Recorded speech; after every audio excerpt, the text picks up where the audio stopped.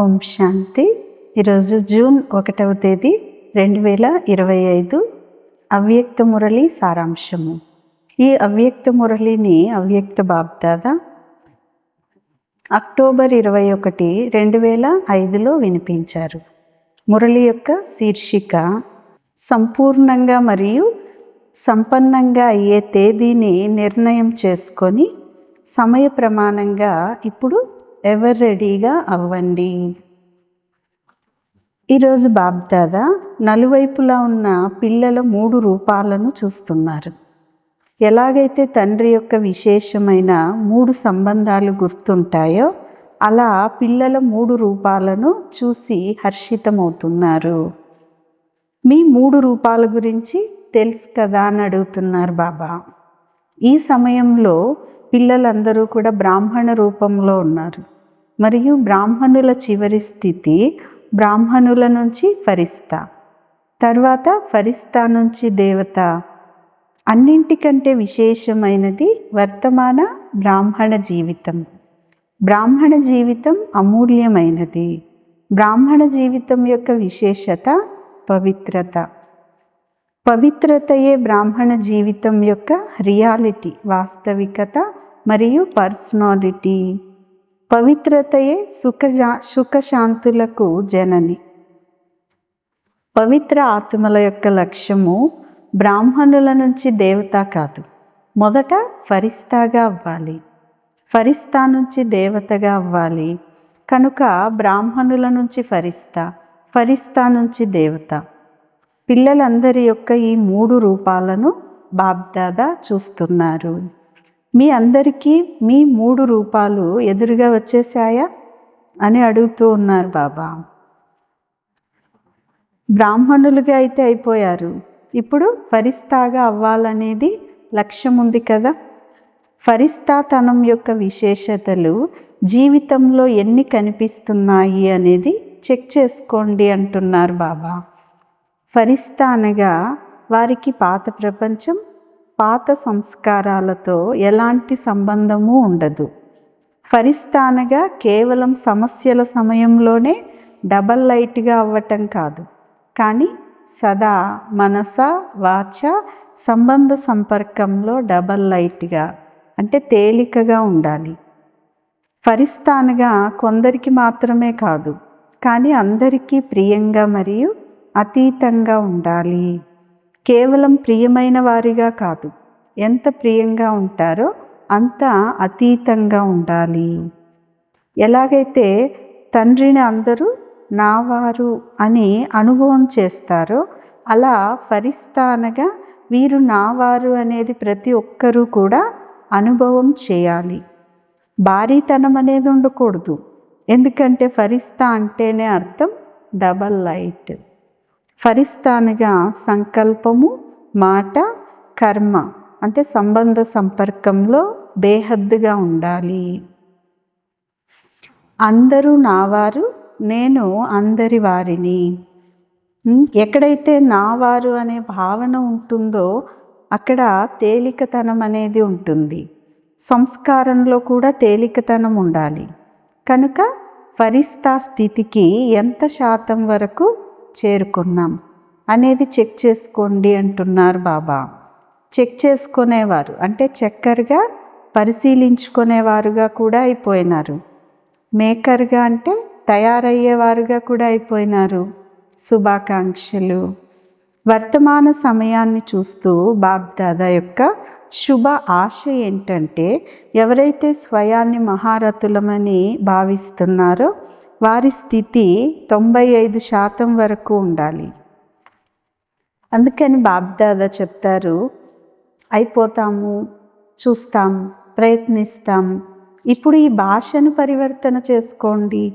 ఏ సంకల్పం చేసినా ఎంత శాతం నిశ్చయము మరియు సఫలతాపూర్వకంగా ఉంది అని పరిశీలన చేసుకోండి అంటున్నారు బాబా. అడుగు వేసే ముందే చెక్ చేసుకోండి. తర్వాత చెక్ చేసుకుంటే ఆ అడుగు పోయినట్లే అవుతుంది. ఆ అడుగు మళ్ళీ మీ చేతికి రాదు. అజ్ఞాన కాలంలో కూడా ఆలోచించి అర్థం చేసుకొని పని చేయండి అని అంటారు కదా. పని చేసిన తర్వాత ఆలోచించటం కాదు, మొదట ఆలోచించి తర్వాత పని చేయండి. కనుక మీ స్వమానం అనే సీటుపై ఉండండి. ఎంత పొజిషన్లో ఉంటారో అంత అపోజిషన్. ఇక్కడ పొజిషన్లో ఉండటం అంటే స్వమానం అనే సీటు పైన సెట్ అయి ఉండటం, మనస్సుని అదే స్వమానం యొక్క స్థితిలో ఉంచుకోవటమే పొజిషన్లో ఉండేది. అప్పుడు అపోజిషన్ అంటే వ్యతిరేకత ఉండదు. మీ అందరికీ కూడా సంపూర్ణంగా మరియు సంపన్నంగా అవ్వాలనే లక్ష్యం అయితే ఉంది కదా, లేదా కొద్ది కొద్దిగా అవ్వాలనే లక్ష్యం ఉందా? వేరే ఇతర అన్ని ఫంక్షన్లు చేసేటప్పుడు ఫలానా ప్రోగ్రాం ఫలానా తేదీన చేయాలి అని తేదీని ఫిక్స్ చేస్తారు కదా, మరి దీనికి తేదీ లేదా? సంపన్నంగా సంపూర్ణంగా అవ్వాలి అనేదానికి తేదీ ఫిక్స్ చేయలేదా? ఎప్పటి వరకు అంటే, ఎందుకంటే ఎప్పటి వరకు వినాశనం చేయాలి అని ప్రకృతి బాబాను అడుగుతూ ఉంది. అప్పుడు బాబ్దాదా ఏమని సమాధానం ఇవ్వాలి? బాబ్దాదా పిల్లలనే కదా అడుగుతారు. సర్వశక్తులు సర్వగుణాలతో సంపన్నము అనగా సంపూర్ణంగా అవ్వాలి, అన్నీ ఉండాలి. మనస వాచ సంబంధము సంపర్కం, ఈ నాలుగింటిలో ఒకవేళ ఒక్కదానిలో బలహీనంగా ఉండిపోయినా సంపన్నము అని అనరు కదా అంటున్నారు బాబా. ఎవరి ఎదురుగా వెళ్ళినా, ఎవరి సంపర్కంలోకి వచ్చినా వీరు మావారు అని వారు అనుభవం చేయాలి. ఎలాగైతే రాజు అంటే కేవలం సింహాసనం పైన కూర్చోవటం అనే అర్థం కాదు. రాజధానిలో రాయల్ పరివారంలో కూడా రాజుకు రాజ్య అధికారం ఉంటుంది కదా, అలాగా ప్రతి ఒక్కరూ కూడా నావారు అనేది సంబంధ సంపర్కంలో వచ్చినప్పుడు కూడా వారిని నావారు అనేది అనుభవం చేయాలి అంటున్నారు బాబా. ఫరిస్తా స్థితిలో లేక పురుషార్థంలో విశేషంగా ఏ విఘ్నాలైతే వస్తాయో వాటికి కేవలం 2 పదాలే కారణం. అవి సాధారణ శబ్దాలే, కష్టమైనవి కూడా కాదు. అంతేకాక అనేక సార్లు మీరు వాటిని ఉపయోగిస్తారు కూడా. అవి ఏంటి? నేను మరియు నాది. ఈ నేను మరియు నాది అనే వాటిని పరివర్తన చేసుకునేందుకు బాబ్దాదా చాలా సహజ విధిని ఇంతకుముందు కూడా వినిపించారు. గుర్తుందా అని అడుగుతున్నారు బాబా. ఏ సమయంలో మీరు నేను అని అంటారో అప్పుడు నేను ఆత్మను అని ఆత్మరూపం ఎదురుగా రావాలి. నేను ఆత్మను. ఎప్పుడైతే నాది అని అంటారో అప్పుడు మొదట నా బాబా అని అనండి.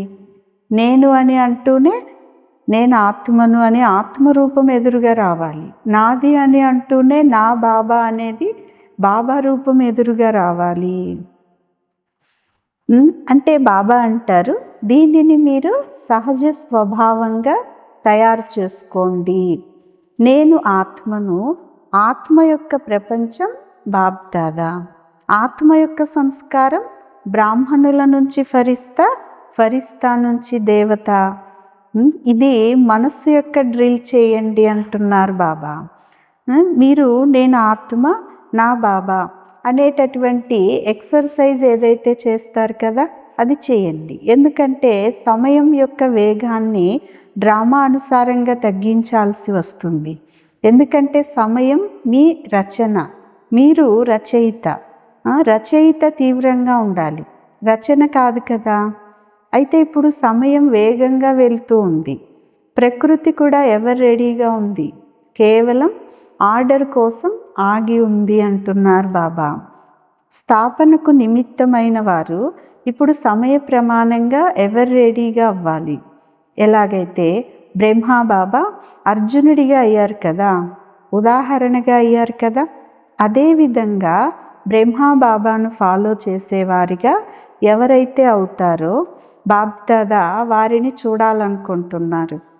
స్వయాన్ని కూడా చూసుకోండి మరియు సమయాన్ని కూడా చూడండి అంటున్నారు బాబా. బాబ్దాదా తెలిపించారు, వర్తమాన సమయంలో బ్రాహ్మణుల నుంచి ఫరిస్తా ఆత్మలైన మీరందరూ నిమిత్త భావం మరియు నిర్మాణ భావం అనే ఈ 2 మాటలను అండర్లైన్ చేసుకోవాలి. దీని ద్వారా దేహ అభిమానం యొక్క నేను అనే భావన సమాప్తి అయిపోతుంది. నాది అనేది కూడా సమాప్తి అయిపోతుంది కదా. నిమిత్త భావము మరియు నిర్మాణ స్వభావం అంటే నిరహంకార స్వభావం ఉండాలి.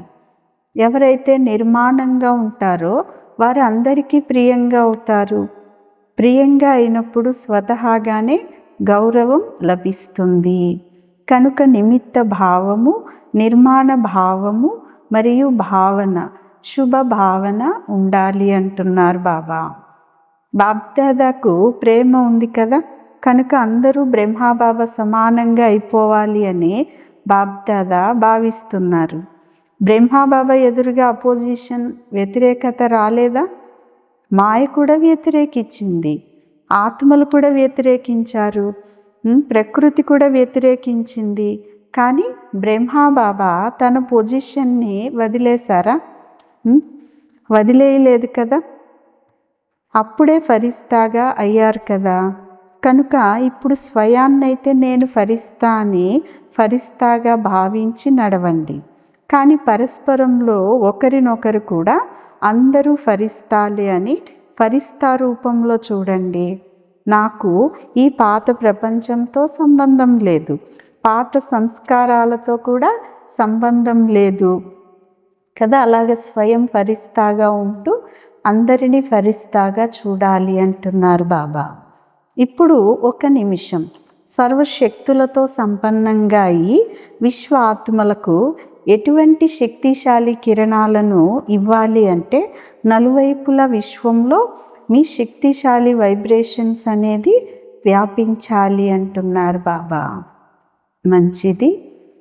నలువైపులా ఉన్న బ్రాహ్మణుల నుంచి ఫరిస్తాలుగా అయ్యే పిల్లలకు సదా స్వదర్శనం ద్వారా స్వయాన్ని చెక్ చేసుకొని చేంజ్ చేసుకునే పిల్లలకు బ్రహ్మా బాబాను ఫాలో చేసే విధేయమైన ఆజ్ఞాకారి పిల్లలకు సదా డబల్ లైట్గా అయి సేవ మరియు పురుషార్థాన్ని చేసేటటువంటి ఫరిస్తా ఆత్మలకు సదా తమ యొక్క పొజిషన్ యొక్క సీటుపై సెట్ అయి అపోజిషన్ని సమాప్తి చేసేటటువంటి మాస్టర్ సర్వశక్తివాన్ పిల్లలకు సంగమ యుగం యొక్క ప్రత్యక్ష ఫలాన్ని అనుభవం చేసే తండ్రి సమీప పిల్లలకు బాబ్దాదాల యొక్క ప్రియ స్మృతులు మరియు నమస్తే. ఆత్మిక పిల్లలు ఆత్మిక తల్లి తండ్రికి ప్రియ స్మృతులు, గుడ్ మార్నింగ్ మరియు నమస్తే. నమస్తే. ఈరోజు వరదానం, ప్రత్యక్షత సమయాన్ని సమీపంగా తీసుకొచ్చేవారు సదా శుభచింతక మరియు స్వచింతక భవ. వరదానం యొక్క వివరణ, సేవలో సఫలతకు ఆధారం శుభచింతక వృత్తి. ఎందుకంటే మీ వృత్తి ఆత్మలలో గ్రహణ శక్తిని లేక జిజ్ఞాసను పెంచుతుంది. దీని ద్వారా వాచా సేవ సహజంగా సఫలమవుతుంది. స్వయం పట్ల స్వచింతన చేసే స్వచింతక ఆత్మలు సదా మాయా ప్రూఫ్గా ఉంటారు. ఇతరుల బలహీనతలను గ్రహించటం నుంచి, వ్యక్తి మరియు వైభవాల యొక్క ఆకర్షణ నుంచి కూడా ప్రూఫ్గా అయిపోతారు. కనుక ఎప్పుడైతే ఈ 2 వరదానాలను ప్రాక్టికల్ జీవితంలోకి తీసుకొస్తారో అప్పుడు ప్రత్యక్షత సమయం సమీపంగా వస్తుంది అంటున్నారు బాబా. స్లోగన్, మీ సంకల్పాలను కూడా అర్పణ చేసినట్లయితే సర్వ బలహీనతలు స్వతహాగానే దూరం అయిపోతాయి అంటున్నారు బాబా. మంచిది. ఓం శాంతి.